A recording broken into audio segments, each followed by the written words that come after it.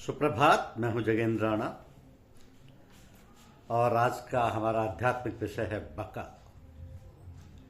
बका यानी पुनर्जीवन। देखिए, आध्यात्म में 7वीं मंजिल बका की है।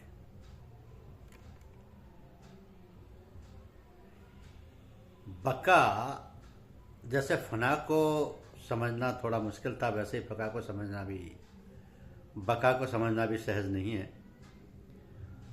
फानी के माने है तब्दीली होने वाली हालत, और बका के माने है बाकी, जो तब्दील ना हो, जो ना मरे न खपे, वही बाकी है। तो वो ना पूर्णता है, ना नीचे गिराव है, ना हस्ती है, ना नेस्ती, न खुद आया हुआ है, न किसी का लाया हुआ, जिसके सहारे दुनिया के तमाम तमाशे हो रहे हैं और होंगे, उसी का नाम बका है। तो इस आधार या सहारे का कोई नाम नहीं है और सब नाम उसी के। नाम ना होते हुए वह नामी गिरामी है। कामना करता हुआ वह करता है, बगैर जबान के वो बोलता है, मतलब का ताला बगैर कुंजी के खोलता है। वही सबका शुरू, वही सबका आखिर है। भला ये किस तरह है? उसकी किरणों का समुद्र नदी नाले वगैरह में अक्स पड़ा तो वह आखिर है। मगर इसको समझना बहुत कठिन है। यहाँ पर फरिश्तों या देवताओं का भी गुजर नहीं। अगर थोड़ा बहुत भी समझ सकता है तो इंसान ही समझ सकता है। यह हकीकत है और सत्य है। इसी का नाम बका है, जो बाकी रहे, जो ना कभी मरता है ना पैदा होता है। वही सत्य और सत्य नाम है। तो बीज से फल तक और फल से बीज तक, फिर से सुनिए कि बीज से फल तक और फल से बीज तक, इसके सिवा और क्या है? बीज की हालतों में यदि कोई शाख, तना, फूल के बीच अटकता है तो उसको यानी असल को नहीं देख सकेगा। वो हमेशा नज़र से गायब रहेगा। जब फना हुए अपनी छोटी सी नाकिस और महदूद हस्ती का जवाब दे बैठे, वो सामने आएगा और देखो अब तुम नहीं हो, वही वो है। तो ख्वाब यानी सोना और जागना और गहरी नींद, तीनों हालतें नासवान हैं। कभी जागना, कभी सोना है, कभी गहरी नींद में होशो हवास खोना है। ये सब रोज बदलते रहते हैं क्योंकि बदलना इनका काम है। मगर तुम वही हो जो पहले थे। तुम नहीं बदले। वह तुम इसमें होते हुए कहे जा सकते हो, मगर तुम ये तो नहीं हो। क्या इनसे तुम्हें अपनी हस्ती नजर आती? अगर नजर नहीं आती तो अफसोस की बात है। जिसमें पैदा हुआ, बढ़कर जवान हुआ, बूढ़ा हुआ, मर गया, ये तमाशे तुम्हारे ही आधार पर तो होते रहते हैं। तुम न कभी पैदा हुए, न कभी मरे, न कभी बालिग थे, न बूढ़े थे। ये मरना जीना सिर्फ जिस्म का है। अगर अपनी व्यक्तिगत जात को समझ लो, थोड़ी सी देर के लिए इस सिफत को छोड़ दो, तो ये समस्या आसानी से हल हो जाएगी। जब तक गुण में अटके हो तब तक कोई रसाई होना मुहाल है, क्योंकि सिफात में नुक्स यानी दोष महदूदियत होने का है, यानी सीमित होने का है। तो इल्म व अकल, ज्ञान व ध्यान सब नासवान है। इंसान कभी मूर्ख है, कभी बुद्धिमान, कभी मूढ़, कभी पूर्ण, कभी आमिल यानी अभ्यासी, कभी विद्वान। अकल गई, दीवानगी आई, सेहत गई, बीमारी आई। मगर जात तो जैसी थी वैसी ही है। उसको क्या सदमा पहुंचा? मगर तुम तो गुण के जर खरीद यानी मोल लिया हुआ गुलाम हो गए। नाम की हविश, इज्जत व दौलत की हविश, दिखावा और शोहरत की हविश, जब तक ये हैं वो नहीं, क्योंकि नज़र इनमें जमी है। तो जो निगाह के सामने है वो नज़र नहीं आता। निगाह को बदल दो, अपने अंदर तलाश करो। जब तक नीचे की तरफ रागे हो, ऊपर नहीं देखते, और जब ऊपर देखने लगे तो वही वह है, और उसके सिवा वहाँ दूसरा है कौन? तो नादान कहते हैं कि बूंद नदी में गिरी दरिया हो गई। कहाँ की बूंद कहाँ का दरिया हो गई। कहाँ का गिरना और कहाँ का पड़ना। तुम ना बूंद हो ना दरिया हो। ये तुलनात्मक हालतें हैं। तुलना आंशिकता में है। जो असल के देखने वाले हैं उनको अंश से क्या काम। अगर वह बूंद है तो तुम दरिया हो। साफ साफ कहा जाए तो झगड़ा मचता है। सूफी अलग नाराज, पंथाई और सलूक वाले अलग खफा होते हैं। अगर वो हमसे भिन्न था या है तो बाहर क्यों नहीं तलाश की जाती। क्यों लोग अंदर तलाश करने की हिदायत या आदेश देते हैं। क्या ये नहीं कहा जाता कि जबरूत, लाहूत, नासूत सब तुम्हारे भीतर है।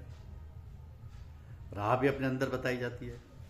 अगर खोलकर साफ साफ कहा जाता है तो लोगों के माथे पर नाक सिलबटें पड़ती है। एक सूफी का वचन है कि चश्म बंदो गोश बंदो लब बंद, गरना बीनो सिर्रे है बरमन बाखंद। यानी आँख को बंद करो, कान को बंद करो और होठों को बंद कर लो, और इस पर भी असलियत ना खुले तो मुझ पर हंसना। तो गुरु नानक साहब कहते हैं कि 3 बंद लगाए कर सुन अंदर टंकोर। नानक सुन समाधि नहीं, सांझ नहीं ना भोर। 3 बंद लगाए कर सुन अंदर टंकोर। नानक सुन समाधि नहीं, नहीं सांझ नहीं भोर। अगर नाक कान आँख बंद करने से वो नहीं मिलता तो कहाँ मिलता है, बाहर या भीतर। अगर वह भीतर से मिलता है तो जाहिर है कि वो हमारे अंदर हमेशा से था और हम वही हैं जो पहले थे।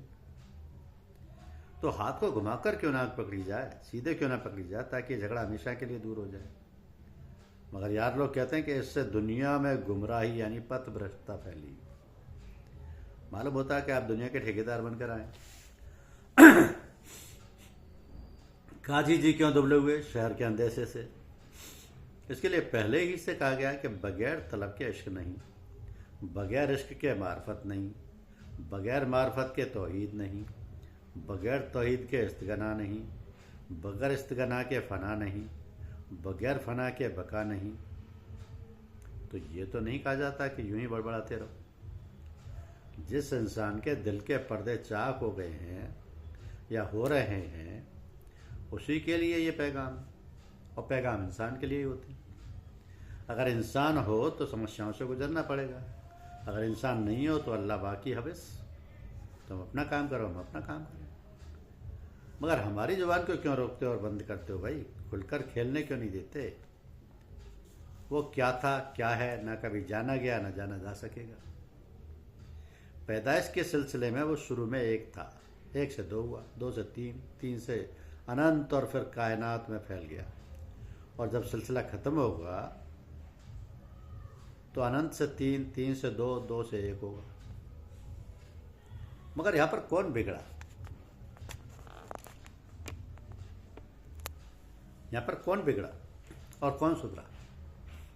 बिगड़ने वाले बिगड़े, बनने वाले बने, मगर वह जैसा था वैसा ही रहा, उसमें तब्दीली नहीं है। इसी को बका यानी पुनर्जीवन कहते हैं। सब मिट जाते हैं, वो अमिट है, वो बाकी है, और वही तुम्हारी असल है। इसकी मिसालें बहुत दी जा सकती हैं मगर उलझन होगी। समुद्र में लहरें उठती हैं, उठी और उठकर बैठ गई और उनका कहीं नामो निशान भी नहीं रहा। सूरज चमक रहा है, बेशुमार घड़ों में उसका अक्स पड़ रहा है। जो घड़ों को देखते हैं उनको एक ही सूरज हजारों जगह नजर आ रहा है, और जो ऊपर देखते हैं उनको एक ही सूरज नजर आ रहा है। तो तमाम अक्स भिन्न भिन्न घड़ों में उसी एक सूरज के तो हैं। उस एक सूरज के अलावा यहाँ है कौन। आखिर है क्या, कुछ समझ में नहीं आता। समझ में आए कैसे। नज़र को तावीन यानी कम देखना वह गैरियत बीन है। किसी ने रस्सी देखी, उसको सांप समझा, वो सांप हो गया, वो काटने तोड़ता है। जब देखने वाले का दिल शांत हो गया, अब वो रस्सी है, सांप नहीं है। सांप रस्सी के आधार पर पैदा हुआ था, इसी तरह ये संसार है। लालची आदमी ने सीप देखी, उसको चांदी का भ्रम हो गया। जब उसको उठाया, दिल ठिकाने आया, चांदी गया। सवाल फिर भी वही रहा कि दिल कैसे बिगड़ा। जवाब यह है कि दृष्टि अंशों की तरफ गई। नजर को एक पहलू पर जमा दो, दूसरे पहलू पर आप ही गायब हो जाएंगे। अंशों से हटकर संपूर्ण की तरफ चले जाओ। इसी तरह ज्ञान विज्ञान के तमाशे होते रहते हैं, और जब ये दोनों उजल हो जाते हैं तब वही एक रह जाता है। बात मुश्किल है, कोई कहे तो कैसे कहे। जब तक हम स्वार्थ व अहम भाव के पंजे में फंसे हुए हैं तब तक मौत के मुंह में है, क्योंकि अहम भाव के पहलू हर समय बदलते रहते हैं और यही बदलना मौत है। तो समुद्र में क्या चीज घटती है बढ़ती है? लहरें या समुद्र? समुद्र के लिए कहा जा सकता है, मगर समुद्र को क्या खतरा? वो तो जैसा था वैसा ही, इसी का नाम बका है। इसी तरह हकीकत यानी सत्यता के नदी में जब मौजें उठती हैं उस समय आशिक निगाह बनाकर पशु, मनुष्य, देवता, सूर्य, चांद, सितारे सब कुछ देख लो, सुन लो। ये आते जाते, मरते, खपते, बनते, बिगड़ते रहते हैं। मगर जब संपूर्ण की तरफ नजर आएगी, अंशों का तमाशा गायब हो जाएगा और फिर कुल का ख्याल भी जाता रहेगा। यही बका है, और इसको मौत का खतरा नहीं है, क्योंकि मौत अंश में है, संपूर्ण में नहीं। अगर नजर बसी यानी विशाल दृष्टि के साथ कुल को समझ लिया है तो अंश और संपूर्ण दोनों की गुंजाइश सिर्फ तुम्हारे अपने ख्याल में है। और ये तुलनात्मक बातें भी अहम पने से गढ़ी गई हैं। इनका तर्क बका है, क्योंकि बका में तुलनात्मक हालतें नहीं है। हमारी असली मुराद के लिए बका का शब्द काफी नहीं है, और अगर दूसरा शब्द गढ़ा जाए तो वह भी ऐसा ही होगा, क्योंकि ये सब आंशिक है। और फिर शुरू से आखिर तक की मंजिलों को याद करने के लिए हम इशारे दिए जा रहे हैं। हम में इच्छा पैदा हुई, प्रेम आया, इश्क में या प्रेम में इरफान यानी ज्ञान पैदा हुआ, फिर तौहीद यानी एक भाव और एक पने का ख्याल हमारे दिल के अंदर ही पैदा हुआ। फिर इसमें इस्तिगना यानी उपराम भी आई, उसी में फना भी हुए, और उसी से बका यानी पुनर्जीवन में स्थित हुए। तो बाहर से कुछ किया ना धरा, कुछ न था और ना होगा, सब में है। मगर इस अहम को ना कहना चाहिए, बल्कि चुपचाप रहना चाहिए, नहीं तो भ्रम होगा। कहने को बस इतना ही काफ़ी है, जो है वो है। कबीर साहब कहते कि एक कहूँ तो है नहीं, दूजा कहूँ तो गा, जैसा है वैसा रहे, कह कबीर विचार। यही बका है, यही सत्य है, सत्यनाम ही सत्यलोक है। संत मत के सिद्धांतों से जो भ्रम फैली हुई है उसको दूर करने के लिए, और जो अध्यात्म के शौकीन हैं इनको फायदा पहुंचाने के उद्देश्य से यह सब स्पष्ट किया है। तो जो लोग फायदा उठा सकेंगे तो समझा जाएगा मेहनत काम आई, मेहनत काम आई। क्योंकि फनाइयत या लय अवस्था तीन होती है। फनाफिल शेख यानी गुरु में लय होना, फनाफिल रसूल यानी अवतार में लय होना, और फनाफिल अल्लाह यानी परमेश्वर में लय होना। गुरु में लय होना, अवतार में लय होना, परमेश्वर में लय होना। बगैर गुरु में फनाइयत हासिल किए हुए या लय हुए या अवतार और परमात्मा में फनाइयत नहीं हो सकती। गुरुदेव कल्याण करें और समझने की तौफीक दें। ओम हरि ओम। धन्यवाद।